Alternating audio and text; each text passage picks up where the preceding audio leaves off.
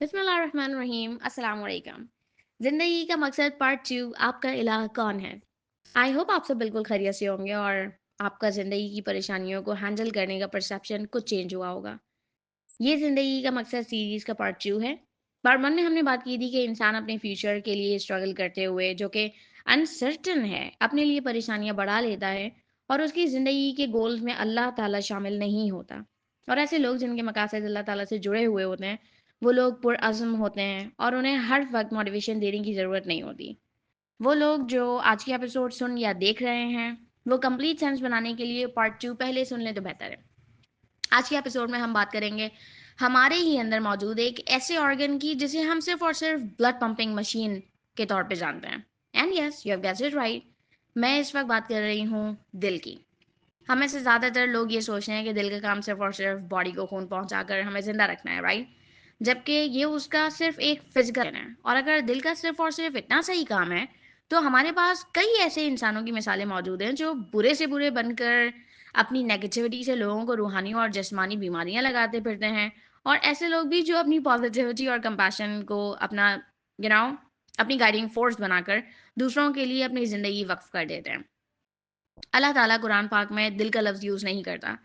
अल्लाह ताला फरमाता है कि बेशक अल्लाह की याद में क़ल्ब को सुकून मिलता है। एक और जगह अल्लाह ताला फरमाता है कि उस दिन यानी यौम हश्र किसी को उसकी दौलत या औलाद फ़ायदा नहीं पहुंचाएगी सिवाय उसके जो अल्लाह के पास एक खालिस क़ल्ब के साथ आए। तफक्कुर किया जाए तो समझ में आता है कि जैसे जिस्म के लिए रूह है, वैसे ही दिल के लिए क़ल्ब उसका एसेंस है, जो हमारी सोच से ज़्यादा वसी और गहरा है। समझें कि क़ल्ब एक वेसल की तरह है जिसमें हमारा ईमान मौजूद होता है, इंक्रीज़ होता है और कभी डिक्रीज़। और ईमान सिर्फ़ और सिर्फ़ अल्लाह, हमारे प्यारे पैगंबरों और रसूलों, आखिरत और इस्लाम पे यकीन को नहीं कहते हैं, बल्कि टू बी ऑनेस्ट उसके साथ ये अल्लाह की बनाई हुई मखलूक के साथ हुस्न से पेश आने, उसके बनाए हुए रिश्तों को सब्र, अक्लमंदी और हिम्मत और जेनरॉसिटी के साथ डील करने को, सही को सही और गलत को गलत समझने को, उनका जिनका कोई ख़्याल रखने वाला नहीं है, ख़्याल रखने को, अल्लाह की राह में मोहब्बत से खर्च करने को और इसी तरह ज़िंदगी में अच्छे मकासद बनाकर उन्हें अचीव करने के लिए अच्छी तरह स्ट्रगल करने को भी कहते हैं। सिर्फ़ अपनी ज़ात के बारे में सोचने वाला शख़्स छोटा होता है। इंसान में वुसअत अपने और दूसरों की गहराई में उतर कर ही आती है, मगर ये काम आप करने लग जाएँ तो मुश्किल नहीं है और ना करना चाहें तो नामुमकिन है। मैंने ये बात इसलिए कही क्योंकि अल्लाह ने क़ल्ब को बहुत ख़ास बनाया है। ऐसे जैसे उसके अंदर आपको अपने ही इर्द-गिर्द रखने की सलाहियत मौजूद हो। मैं समझाती हूँ। समझें कंप्यूटर या लैपटॉप जैसी डिवाइसेज़ जो देखने में बहुत बड़ी होती हैं, मगर हमारी बॉडी की तरह कोई पार्ट कोई फ़ंक्शन परफ़ॉर्म करता है और कोई दूसरा।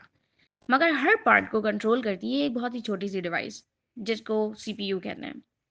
मगर क़ल्ब की तरह जो आपके हर अमल को और सबसे इम्पोर्टेंटली आपके इरादों को कंट्रोल करता है।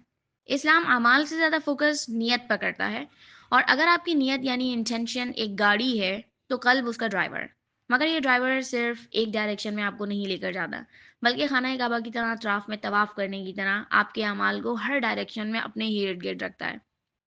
समझें आप अपने ही क़ल्ब के गिर्द तवाफ़ करते हैं और हर दिन, हर लम्हा करते हैं। इम्पोर्टेंट बात ये है कि आपके क़ल्ब में मौजूद कौन है? वो ड्राइवर जो आपको लीड करता है, वो चीज़ जिसके इर्द-गिर्द आपके तमाम आमाल और नियतें रिवॉल्व करती हैं, वो है कौन? क्योंकि वो फ़ोर्स है जो आपकी ज़िंदगी का मकसद है। ये ड्राइवर कुछ भी हो सकता है, पैसा, शोहरत, फैमिली, मोहब्बत या आपका अपना आप भी, नफ्स, कोई किताब, एंटरटेनमेंट, हवस, हमदर्दी। गर्ज़ ये कि ये किसी इंसान से लेकर कोई कॉन्सेप्ट या कोई बेजान चीज़ भी हो सकती है। इसमें हैरान होने वाली बात कोई बात नहीं है। अपने इर्द-गिर्द देखने की बजाय एक लंबा साँस लें और आँखें बंद करके खुद अपने अंदर झाँकें। आप अपने आप से खुद पूछें कि आपके अमाल किस चीज़ के इर्द-गिर्द घूमते हैं? क्या आपको ज़्यादा से ज़्यादा पैसा चाहिए? क्या आपकी ज़िंदगी का महवर आपकी औलाद है, हस्बैंड और वाइफ़ है, माँ-बाप हैं? ज़्यादा से ज़्यादा प्रॉपर्टी बनाना है या फिर अल्लाह है? सच बात ये है कि आप में से ज़्यादातर लोगों का जवाब अल्लाह होगा, मगर उनकी ज़िंदगी और दिल और मकासद में सुकून फिर भी नहीं होगा। वापस आ जाते हैं टॉपिक पे।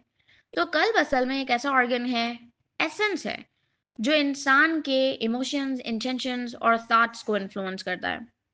फिजिकली ब्रेन का काम है इंफॉर्मेशन जनरेट और प्रोसेस करना, मगर स्पिरिचुअली कल्ब हमारे इंटेंशंस को इन्फ्लुएंस करता है। اور یہ ان میں سے ایک وجہ ہے کہ اللہ کو یاد کر کے اور ایسی نیت کر کے جن سے جو اللہ سے ریلیٹڈ ہو، انسان کے قلب کو سکون ملتا ہے۔ ایک ایسا انسان جس کا الہ اللہ ہو، وہ صبر والا ہوتا ہے مگر کمزور نہیں ہوتا۔ وہ ڈرتا نہیں ہے۔ وہ اپنے آپ کو ماضی اور مستقبل کی جنگ نہیں بلکہ ان دونوں کو سامنے رکھ کر اپنے حال کے لیے بہترین فیصلے لے کر باقی اللہ تعالیٰ پر چھوڑ دیتا ہے۔ اس کے مقاصد اللہ کے لیے ہوتے ہیں، چاہے وہ پیسہ کمانا یا اپنی زندگی کو بہتر بنانا ہی کیوں نہ ہو۔ ایسا انسان ایکسپیکٹیشنز کے تلے خود کو دبنے نہیں دیتا، نہ خود کی اور نہ ہی کسی اور کی۔ یعنی کہ نہ خود کی خود سے اور نہ کسی اور کی خود سے اور نہ خود کی کسی اور سے۔ وہ جانتا ہے کہ انسان خطا کا پتلا ہے اور اس کی خطائیں اسے زمین میں مدفن نہیں ہونے دیتی بلکہ اسے آگے بڑھنے کے لیے سبق سکھاتی ہیں۔ اور وہ اپنا محاسبہ یعنی اپنے آپ کو ایویلویٹ کرتا ہے۔ وہ کوشش بھی اللہ کے نام پہ کرتا ہے اور کسی راہ یا طریقے کو چھوڑتا بھی اللہ تعالیٰ کے لیے۔ اور ان باتوں میں کتنی سچائی اور گہرائی ہے یہ صرف وہی جان سکتا ہے جو زندگی کی گہرائی اور کمپلیکسٹیز میں اتر کر سوچنا چاہے۔ اگلی ایپیسوڈ سے پہلے خود اکیلے اپنے ساتھ بیٹھیں، خود سے سوال کریں کہ کیا آپ کی نیت اللہ تعالیٰ کے لیے ہوتی ہے؟ کیا آپ کے اعمال میں اللہ تعالیٰ موجود ہے؟ کیا آپ کی زندگی میں بے حسی کی خاموشی ہے یا اللہ سے محبت کا سکون ہے؟ اور کیا آپ ان دونوں میں فرق بھی کر سکتے ہیں یا نہیں؟ ایک مسلمان کا الہ اللہ ہونا چاہیے۔